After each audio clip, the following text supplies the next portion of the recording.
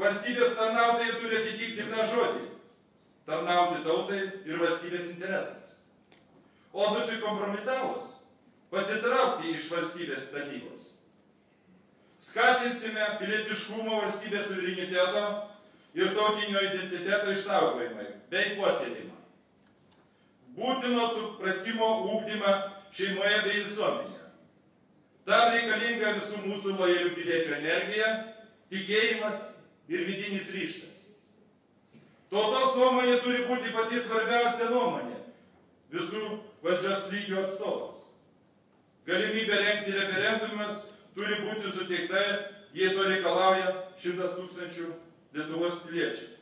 Nes dabartinis reikalavimas yra nerealistiškas ir trūkdantis tautos iniciatyvoms. Jokia kita valstybė, tarptautinė bendruomenė ar organizacija neturi teisės jokiamis priemonėmis daryti įtaką referendumais išreikštai piliečių valiai ir jų laisvuose ir visuotinėse rinkimuose, išrinktos politinės valdžios sprendimams ir pasirinkimams. Respublikos įstatymai turi būti skaidrus ir deramai subalansuoti. Juose neturi būti paslėpta šešėlinių įtakų ir interesų. Svarbiausia tvirtai pareikšti, kad Lietuvos Respublika neparduodama, o dvigubas teisingumas netoleruojamas. Įstatymas lygus visiems, tiek eiliniam piliečiui, tiek valstybės vadovui. Nuo dviejų Respublikos institucijų, šeimos ir mokyklos labiausiai priklauso, kokia bus mūsų ateities karta. Itin svarbi valstybės pareiga šias institucijas kaip įmanoma stiprinti. Žinių ekonomika, modernios technologijos ir mokslo imlūs produktai perspektyviausia Lietuvos ekonomikos kryptis, nes didžiausia ekonominiai Lietuvos Respublikos ištekliai yra žmonės, jų gabumai ir talentai, jų darbštumas ir žinios. Sieksime reformuoti mokyklų sistemą taip, kad jį motyvuotų moksleivius įgyti kuo daugiau žinių ir skatintų nuolat tobulėti, plėsti tiek sugebėjimų, tiek informacijos arsenalą. Norint tą pasiekti, būtina pertvarkyti mokyklų sistemą, jog naujus Lietuvos visuomenės narius ruoštų motyvuoti ir kūrybingi žmonės. Mokytojo profesija visuomenės ir valdžios turi būti atitinkamai įvertinta bei skatinama. Reikia kovoti už asmenybę ir šeimą žlugdančius reiškinius. Tvirkinančią propagandą, prostituciją, narkomaniją, vartotojiškų požiūrį į gyvenimą, laisvamaniškų ir neatsakingų požiūrį į šeimą. Respublikonas nepriimtinas bendras gyvenimas nesusituokus. Homoseksualių santykių propagavimas. Turime sukurti instituciją, atsakingą už bendradarbiavimą tarp mokslininkų, institutų, organizacijų, inteligentų bei valdžios tam, kad šalies vystymosi gairės būtų paremtos mokslų bei perspektyvos, o neatsilikusios nuo viso pasaulio.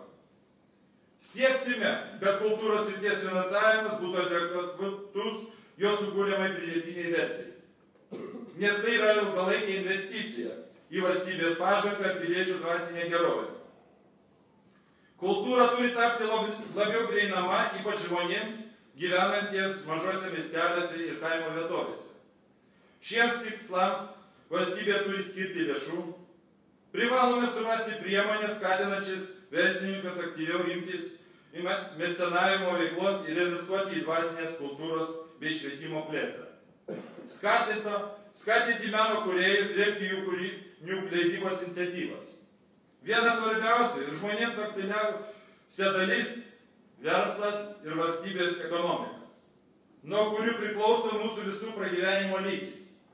Mano įsitikinimu biudžeto subalansavimas, perteklinis ir nepraskolintas biudžetas yra geriausias saugiklis siekiant išvengti ekonominių bei socialinių krizių. Užkirsti kelią kylančiams grėsmėms Respublikos nepriklausomybei. Norint tai pasiekti, būtina kur kas griežčiau kontroliuoti viešuosius pirkimus, per kurias yra išplaunami keli milijardai mokesčių mokėtojų litų. Turime siekti viešųjų pirkimų tarnybos stiprinimo, apsaugojimo nuo politikos įtakos ir atitinkamų teisės aktų priėmimo. Taip pat nustatysime konkrečią finansinę ministro atsakomybę už priimamus sprendimus.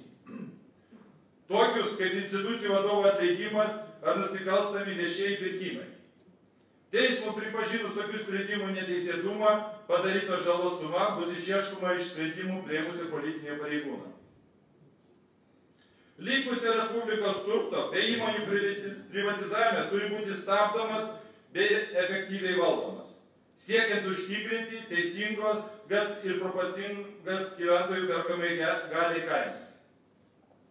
Turime siekti, kad šilumos tiekimą didžiosiuose miestuose perimtų valstybė, automatizuota kuo daugiau šio ūkio funkcijų, iš esmės sumažintas darbuotojų skaičius, ypač iš vadovo administracijos personalo.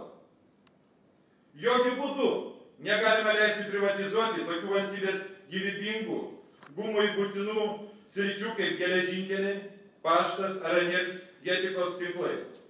Neatsakingas verslas bei verslininkų godumas atsiliepia visuomeniai socialinėmis problemomis. Nenorėdami dalintis pelnu su savo darbuotojais, verslininkai nekelia algų, o kvalifikuoti darbuotojai išvyksta į užsienį ieškoti atsakingų gesnių verslo santykių. Emigracijai pasiekus tam tikrą mastą, tie patys verslininkai jau siekia susigrąžinti darbuotojus arba neapgalvotai įsivežti imigrantų.